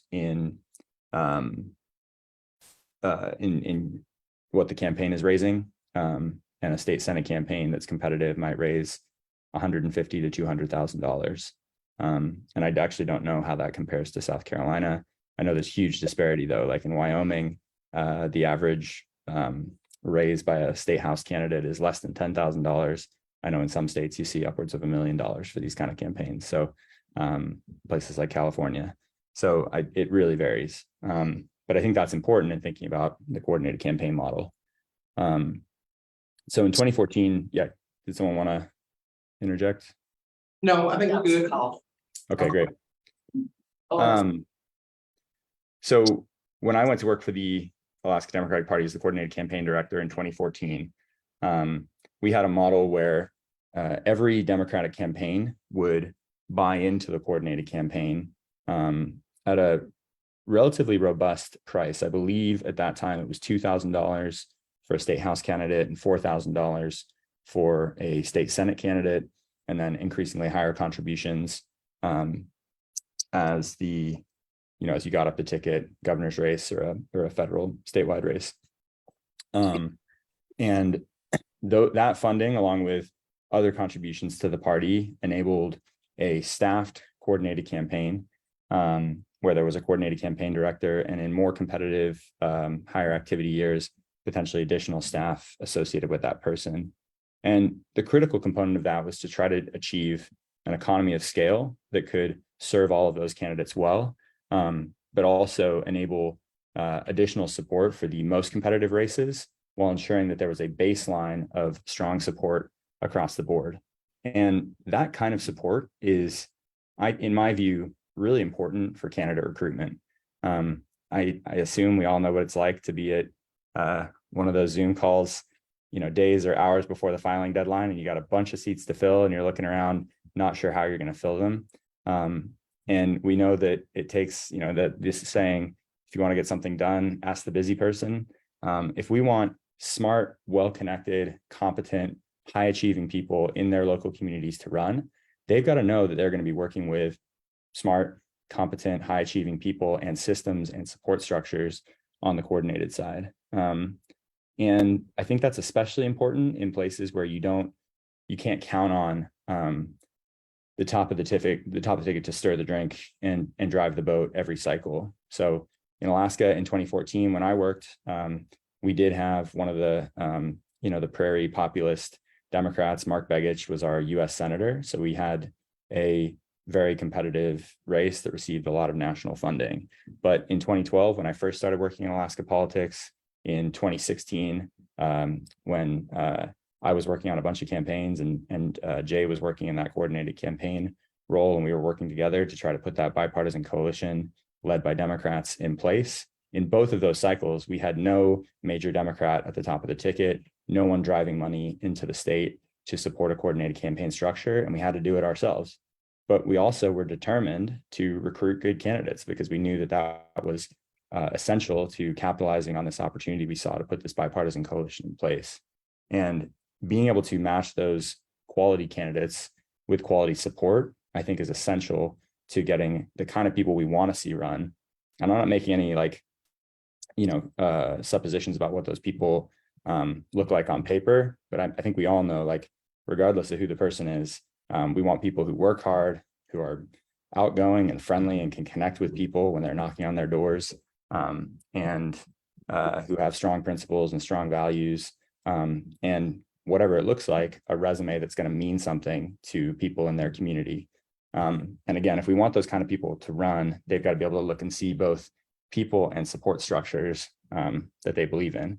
If you want to convince someone to run and you've got a dusty old manual in the back of the Democratic Party office, from Wellstone in the 1980s saying how to run campaigns, and that's basically your support structure, you can get someone to run. And I see some people laughing, and maybe that's at times been the level of support that folks have been able to provide. In 2012, that was about what I had when I first was working on a state house campaign here, and seemed important to be able to provide more than that, because you can get someone to run with that level of support, but what you're going to get is going to match that level of support.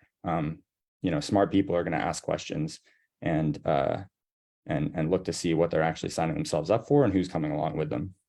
So what that model looked like in practice, I'll highlight a few things that we started to put in place in 2014 that have been expanded upon since then. One was making sure that we had a voter file and data staff support that was held to a high standard. When people are paying for things, they hold those things accountable, right? People expect to get what they're paying for. And so that's led to accountability on our voter file, both in terms of getting campaigns to enter and update their data, but also making sure that as there were problems with the voter file, campaigns were able to go, flag those. And the voter file has been a primary component of what campaigns understand they're getting when they sign up to pay for the coordinated campaign. But additionally, the ability to build a community of candidates who are meeting weekly, who are hearing from incumbent legislators on different topics, who are knowing about deadlines for when they have to get a questionnaire in, or when they have to submit paperwork to the state, or whatever that is. That is really important, both for logistics, but also for building a community where people don't feel like they're going it alone. So we had weekly meetings and other sort of community forums for candidates in different regions of the state. We also set up a campaign training, which was a multi-day event where people came into Anchorage, our largest city, and received training on a bunch of different components of running campaigns, as well as some other services. So we got a professional photographer at a very good rate, much less expensive than the candidates would have paid if they were doing that kind of stuff on their own, who was able to get quality headshots and action photos of all of the candidates cycled through that training. We were also able to do some video work, some initial website development. There were services that we could provide at scale across campaigns that, because they were all there at once, and because we had some resources that have been paid in, even when we didn't necessarily have a top of the ticket candidate bringing a ton of money in from outside, that we could provide for those candidates to get them up and running faster. So get them out of, do all the things that it takes to build up a campaign apparatus and onto making fundraising phone calls and knocking on doors and talking to voters. And I think, as we all know, how quickly you can get out of that beginning phase, right? And into raising money and knocking doors phase is huge in terms of the kind of numbers candidates can put up, both financially and in terms of voter contact. So being able to build an economy of scale and a template around that campaign startup was one of the things we were able to do with a more robust coordinated campaign structure. A couple other things I'll highlight. Again, if I'm going long or there's other things you want me to talk about, just interject and let me know. But we set up a campaign reporting form that was tied both to the voter file, but where candidates and campaign managers had to input data about things that we were emphasizing to them were the most important ways for them to be spending their time. So how many doors they were knocking on, the kinds of contacts they were having with voters, the number of fundraising phone calls they were making. You could put other things on there like endorsements. They could also have like boxes that they'd have to check off, like, yes, I submitted that really important questionnaire that was due yesterday, or things like that.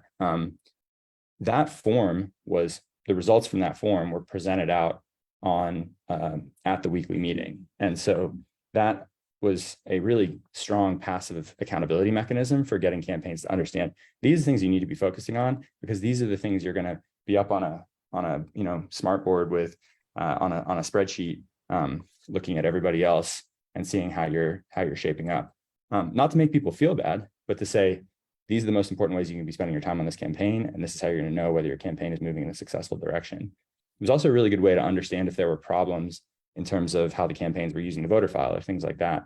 So if the numbers we were seeing in the voter file didn't match the numbers that the campaign were reporting, we knew we had an issue. And usually that was that the candidate campaign managers didn't understand how to put that data in correctly. Occasionally, it was a situation in which a candidate was inflating what they were doing and telling that to the people who are making decisions about whether or not to fund their campaign.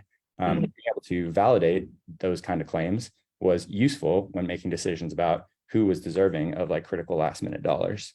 We were also able to work with the House Democratic Campaign Committee to leverage their investment and predicate that investment on what the campaign was doing. So in Alaska, we have pretty tight contribution limits. My understanding is I don't think you guys have individual contribution limits in South Carolina, but parties can give, the party committee can give 10 times to a candidate, what an individual or even a labor union PAC is able to give. So on a competitive race, the party contribution can make a really big difference. And being able to tie that contribution, work with incumbent legislators who ran that committee to tie their contribution to what we were seeing in the voter file and what we were seeing reported by the campaigns was a really good way to reward good behavior, essentially, and encourage candidates to focus on the things that we know matter. Because as we all know, candidates get a lot of advice from a lot of different people. Sometimes that advice is good, sometimes it isn't. And this was a way to really focus the candidates in their campaigns on best practices. And then I think the last thing I want to focus on is how you can tier out across less competitive and more competitive campaigns. So what was useful about having a robust and well-funded coordinated campaign structure that the campaigns were paying into was having that economy of scale where we could provide every single campaign a base layer of services, things that they needed, like those professional photos that I was talking about, like some of that web and video support, like that startup checklist, like that additional coaching and mentoring from staff at the party. Because if the goal is to recruit a lot of candidates to make sure that the Democratic brand is being defended in all local communities around the state, and also that any top of the ticket candidate is getting that local push from down ballot candidates, then you've got to make sure that those less competitive races feel like they got meaningful support. Because those candidates are going to talk to people, especially in the smaller communities where we're often less competitive. And if what they're saying is, yeah, the Democratic Party recruited me to run and I got nothing, and it was a horrible experience and I was totally isolated, people are going to hear that. And the negative ramifications of that are going to trickle down cycles beyond when that candidate actually ran. And if they say, I knew it was going to be a tough race, people told me it was going to be a tough race, but they also told me I'd have support, I'd have instruction, I'd be in a community of people all trying to do a hard thing together. I'd be able to talk to people who actually knew more about campaigning. It wasn't just me and a bunch of people who were all doing this for the first time. That makes a big difference.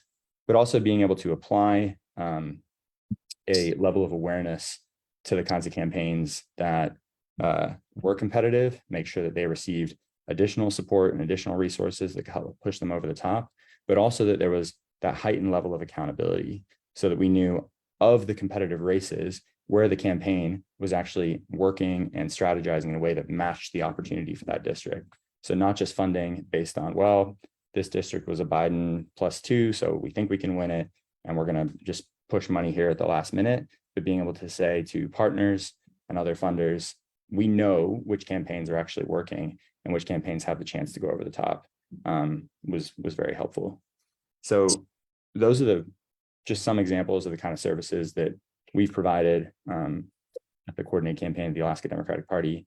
And it's been a while since I've worked at the Democratic Party, almost 10 years. That model continues. And I think it's certainly not that the Democratic Party is the only entity doing all the work. Obviously, as with any success, there's a lot of stakeholders, a lot of people involved. I run a team now that works directly on candidate campaigns and other politically aligned projects. We also have a strong conservation community, strong organized labor partners. But that coordinated campaign structure where the campaigns are paying a small portion of what they raise into something that then provides them this economy of scale level support and accountability has been critical to, like I say, these nationally unique outcomes for Democratic power in a space where Democrats aren't supposed to have power and Republicans are supposed to run the table every time because it is a Trump double-digit state. So happy to answer any questions or. Any questions? Our student Michelle has a question. Hi, my name is Michelle Brandt. I'm the third vice chair of SCDP. I'm also Charleston. So my question was, you mentioned that you had this candidate forum day. What's the timeline? Because you said that you wanted a $2,000 buy-in. And so people raise money at different rates. So when were you having them do the photo shoots and helping with the website and all that? Relative to when they filed to run? Yeah, so when candidates first decided to run, usually that was happening in concert with conversations with Democratic Party and Democratic Party staff. Very quickly, they would be encouraged to buy into the coordinated campaign. And before they received any services or support from the Democratic Party, they would sign a contract buying into the campaign.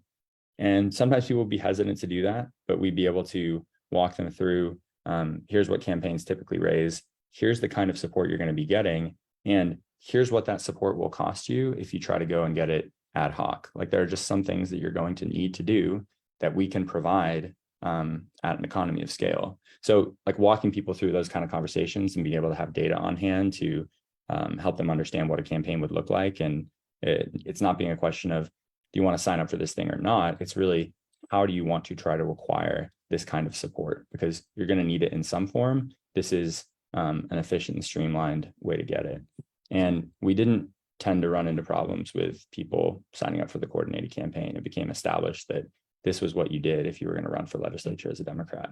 But obviously, people come to this from different economic positions, and not everyone's able to just like fork over $2,000 right at the start. So they were on essentially like a payment plan or timeline. And there was a part, I think, I want to say it was like the end of July that the first $1,000 would be required, and then maybe, after Labor Day that the second payment would be required. And our filing deadline is the beginning of June, so there'd be time for people to raise the money. Is that getting at what you're asking? Yes, yeah, Liz, thank you. Okay. Anybody else? I got a question. I can't see who that is at the end. Katie. Is there a microphone? Awesome. Hi, I'm Katie Crosby. Super excited to hear from you. I spent a month in Alaska between high school and college. Thanks. So, thinking about the numbers that you mentioned, I think you said 40 state house seats. Is that right? Mm-hmm. That's correct. You do your rural canvassing. Like, what strategies do you use to reach out to voters in those areas? Yeah, that's a great question. So we have districts that are rural in the way you're thinking about it, and then we have districts that are rural in not the way you're thinking about it, i.e. even more rural. So we have districts that are, the houses are far apart.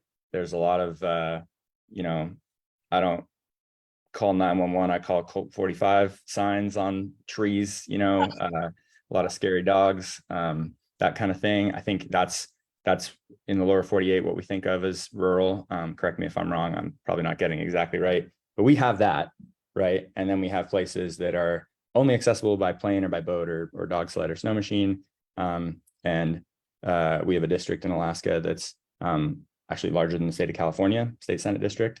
And candidates have to, the primary campaign expense for those candidates is airplane fuel, because they need to fly in very small planes to the different communities in that district.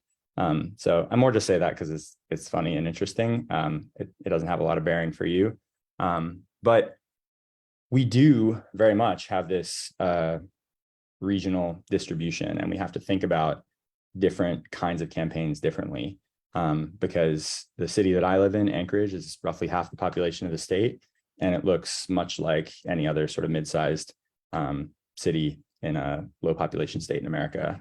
And so what it takes to campaign there is obviously very different than what it takes to campaign in the Mat-Su Valley, where Sarah Palin's from, and is I think probably how we would both use rural to mean the same thing. And then we have districts like where Jay and I have campaigned before, north of the Arctic Circle, and in places that are just totally different. And so a few things. One, when we've been able to raise the money and secure the support, we've had regional directors who play a major field organizing role and are able to build playbooks that are specific to those regions. That's one piece. In rural areas, we've also really encouraged candidates to think about like common meeting points in their communities and like design events or campaign functions around those sort of like gateway areas, whether that's like the Walmart in a given community or the gas station rest stop in another community. But tailoring their strategy to those specific areas, I think, has been a really important component of what we've had to do to be able to compete statewide. And that's actually, I think, another important of having a state-specific centralized campaign like support mechanism, because if folks are casting about, particularly out of state, for that kind of campaign support, like how am I supposed to campaign? They're not going to receive like training or support that is like germane to the community that they live in. Is this getting at your question, or are you looking for like more specific examples of what it actually looks like to campaign in those places? That was great. I love the idea of the regional directors. And yeah, I remember the gas station. So I was backpacking, and when we came, we were riding the bus back. Yeah, the gas station was the place to be. So I got you. Sweet. One more quick question, if you have time. Yeah. You share the list of the expectations for candidates with Jay or somebody at our end. Yeah, it'll take me a minute to those are some old Dropbox files that you're asking there, but yeah, I can share some examples if Y'all get that stuff from, especially in committee, you get stuff from other states for your committee work. Carly had a question. You thought you should be able to, you should turn this way and answer the question. Hey, John Henry, I'm turning away from the screen. I want to follow up on Michelle's question. I'm Colleen Conn, first vice chair, and want to certainly congratulate and applaud my friend for her hard work being in an extremely competitive race. So thank you for helping us make sure we're thinking about that. She asked you some questions, and I think I want to tease out a little more. When we have multiple people running in a primary, I'm assuming the Alaska coordinated campaign said we're not helping until the primary is complete, right? There were obviously some constraints on how the campaign could support, but and Jay, you should correct me if I get any of this wrong, but my recollection is that we actually did provide a baseline level of support to all of the candidates. So unless the candidate, I'm sure there were situations in which one of the candidates. Sorry, say that again. It seems difficult, so I'm glad I asked the question. If a candidate bought in, every primary candidate could buy in. Everyone was offered the opportunity. The minute they bought in, they joined. We talked about as joining the coordinated. We always ask incumbents, even if they didn't have a race. Most of the Democratic incumbents in the House and Senate still bought into the coordinated, and they bought in early so we could hire staff. Yep. And then we'd have 2 and 3 candidates who sat next to each other or were on Zoom calls with each other all through the primary, because the Alaska primary is very late. It's in August. And so everyone paid the same amount of money. The only difference was for governors, US Senate, or for Congress, the winner paid $5,000 more at the end after the primary. But for the House and Senate, everyone paid the same and received the same basic support through the primary. John, real quick, one more question. This is Brady Courtgarden from Charleston. I'm curious, you talked about the top of the ticket either being, we'll say, lackluster or not really driving it, especially in a state where, Trump's winning by double digits. How did y'all go about then fundraising for the coordinated? I think, we're a state that's historically relied on top of the ticket for funding the coordinated. And I think one of the reasons this task force is here is realizing that may not be a good model moving forward or may not be something we can rely on. So curious how y'all go about funding when the top of the ticket's not driving big dollars. Yeah, I mean, I think I have a few sort of like associated thoughts with this, but I think the main thing is I'll give an example of a community called Utqiagvik, which is the most northern community in Alaska. And as you can imagine, like that's a community where for a long time, people have had to get things done with very limited access to resources. And the way they get things done is they do it together. So whales are a huge part of the culture and the way of life in that community. And I promise I will make this make sense in a minute, because I imagine there's not a community in South Carolina that's dependent on hunting large whales for its socioeconomic subsistence. But they are in Nukiavik, and they go out in these whaling crews. There's usually in the communities in that region, there's anywhere from 1 to 6 whaling crews for that community. And they go out, and not everyone gets a whale. But the crews that get a whale, if you're ever lucky enough to go to a Nulukatuck, an Alaska whaling celebration of a successful whale hunt, they bring that whale in. It's enormous. Instead of a junkyard in these communities, they have a boneyard outside the town where the very little amounts, it's usually just basically the skeleton, the amounts of the whale that aren't used are put in the boneyard, and then the polar bears come and pick the carcasses clean. But which is a very cool thing. But the crews that come back, it's literally like the football team of that village. They've got jackets for their whaling boat and hats. And those people are the stars of their community when they bring a whale back. But they do it together. And then they feed the entire community, right? And the sort of number one cultural characterization of these communities that are small, that are under-resourced, and that have to go out and survive in very harsh, difficult elements, is that they do things together. And I think that's this is a little bit, sentimental or whatever, but I think it's really true that when you don't have resources, when the odds are tough, you've got to do things together, because you've got to make your resources stretch farther. And so this idea that candidate campaigns themselves are funding for a large part of the funding of the coordinated campaign, not all of it, obviously, but pooling those resources and then leaning into shared systems and templates and checklists and accountability mechanisms for getting things done. I think that's the number one answer to this question. But then I'll also say that there are some ways to take advantage of a lackluster top of the ticket. Your local donors are going to see that the opportunity is in some of these down ballot races. So sometimes you're able to see more attention. You don't have this phenomenon where the top ticket is sucking up all of the attention. And again, there are trade-offs. I'm not saying that that's bad necessarily, because obviously if we can win those races, they're really important. But if it's not looking like we can win those races, refocusing resources to the down ballot races, I think is really important. It's also useful to be able to say that resources that are flowed through the coordinated campaign are going to have significant accountability themselves. So sometimes donors, whether they're institutional donors or individual donors, are wary of giving to candidates for the reason that they don't know how those dollars are going to be used. They don't know if this candidate is working hard enough. So being able to say resources that flow into the coordinated campaign will be used to not only incentivize campaigns to work harder and smarter, but also used to hold those campaigns accountable to doing those things. That's a really important selling point, especially for some of your more sophisticated donors who don't want to throw good money after bad, but could be sold on an organized system for raising the bar in terms of campaign efficacy. Awesome. I think that was, I have one question. John, this is Patricia Pringle from Clarendon County, Democratic Chair. The question I have is, I have a niece that's stationed in Anchorage, Alaska, that's in the Air Force, and her fiance is in the Army. How do y'all, I know they're not able to really politically participate in a lot of things, but do y'all have a way of reaching out to them to make sure that they're able to still be able to get the absentee ballots and vote, and let them know that they still do have that option there?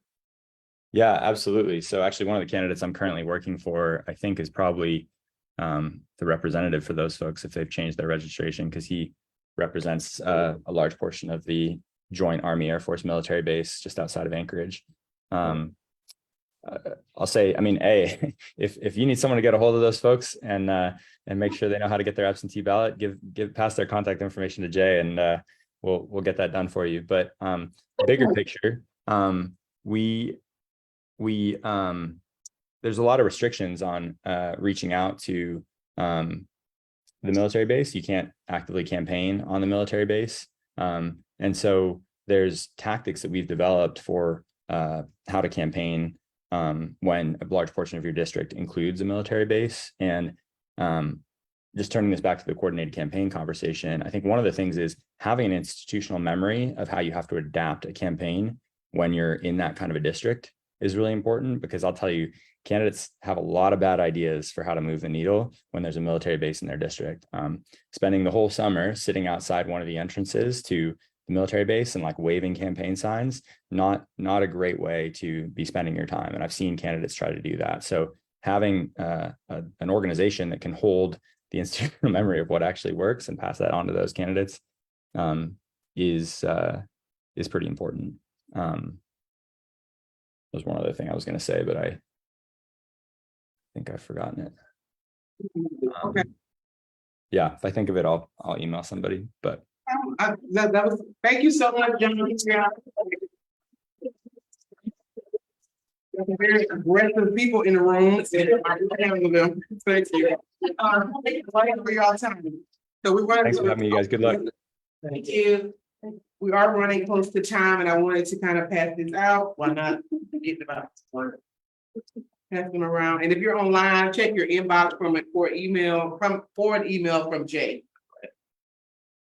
Okay, so we're going to keep this bridge. Kind of the last item on the agenda today to talk through the task force committee. And I know we sent out an email asking everybody what kind of committee they wanted to be on. So we tried to do our very best to make sure that we assign folks to the committee that they wanted to sit on, but we also wanted to be mindful that we wanted the committees to be diverse with location, demographics and all. So quickly, I'm going to run through the co-chairs for these committees. And as Crystal said, we sent around an actual list of everybody that's on each committee. So starting with the first committee. Oh, and just another overview so everybody knows exactly what these committees are kind of tasked to do. We're going to separate it out, and we're asking each committee to come back with recommendations for the larger task force for us to consider and kind of present to the whole party and to folks so we can use going forward. This is the next election cycle. So we ask you all to become subject matter experts on these different various committees and be kind of a source to people, candidates and campaigns as we go into the next election cycle. So the first committee is the Coordinated Campaign Model and Structure Committee. And the two co-chairs are going to be Brady and Representative Chandra Dillard. The second committee is going to be the Voter Engagement, Organizing, and Communication Committee. The co-chairs here are going to be Chris Kinney and Senator Margie Bright Matthews. The third committee is the Candidate Resources Committee. Co-chairs are Angela Douglas and Ralph Prelude. And the fourth committee is the Data and Targeting Committee. And the two co-chairs are going to be Kathleen Hughes and Joy Ackerman. Question. Yes, ma'am. Is there any reason the committee said people make committee chairs?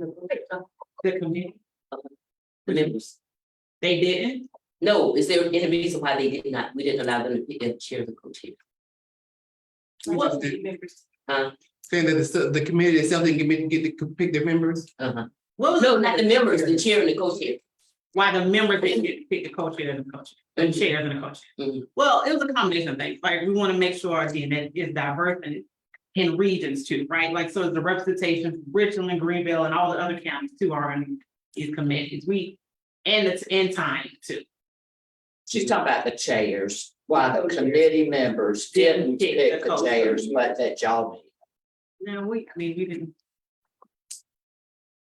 If that's open for discussion, if folks feel strongly about that, we're happy to go back and consider. But what happens in committee meetings is somebody will say, I think Annie ought to be the chair, and everybody else says, yeah, me too.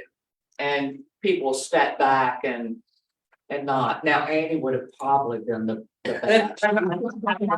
But sometimes it's not the best that the committee galvanizes or. Well, I guess my concern though is sometimes when you appoint people and they weren't elected, then they may not do the work that needs to be done while you have committee members who will go overboard to get it done. And I'm not saying some of these people will or will not. Just curious. We can talk offline. Folks feel strong about, we're happy to rearrange and stuff too. Yeah. Also too, like as you're looking through your sheets, if there's a committee that you feel strongly about, please let us know if you're Again, just out of curiosity, what's the strategy behind the different sizes of the committees? What do you mean? Like how many people are on each one? So based on what people selection, very few people wanted to be on data. That's extremely, very few. The people who were on data, all of them didn't even ask for data. A lot of people wanted to be on the same committee, so we had to make sure that folks were everywhere. Any other questions? All right, so working with, Crystal, That's Jack. oh yeah, go ahead. did you, I don't remember, did you tell them how they're gonna meet? Or are you getting ready to do that? Sorry. Yeah, I was getting ready to do that. Okay, and the other thing I was just add on the largest committee, which I know you all worked a long time on, also has the most components, and it is assumed that that committee will actually divide up into even subgroups to tackle the engagement, organizing, and communications piece. So that's why there's more people on that committee than on any other, and it also is the most popular committee that everyone asks for. Yeah.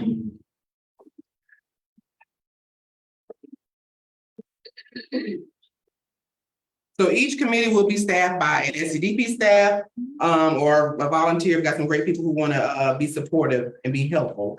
So we'll be working on coordinating meeting schedules for each committee in the next few days. And like I said, these meetings, this will be your working groups, right? So it'll be less formal.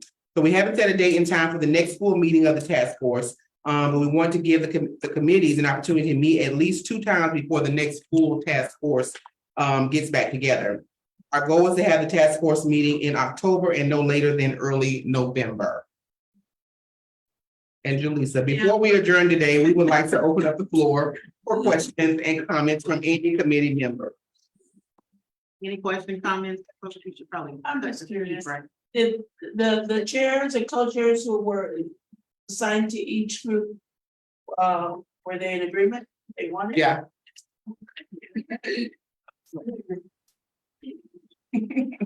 If they're not, they're free to say so at this time.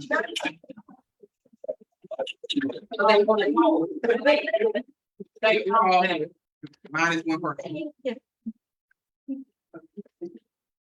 Everybody should have our Will each chairpersons reach out to us? The staff will be staffing these committees, but we all understand, I understand that you all are volunteer your time, so we're gonna make sure that it's not a heavy lift for you all to do this work, and that the co-chair doesn't have to do all the things.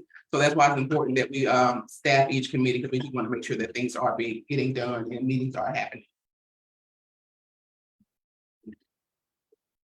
All right, so thank y'all so much for participating today, and seeing no additional business on our agenda. The Project Roadmap Task Force is adjourned.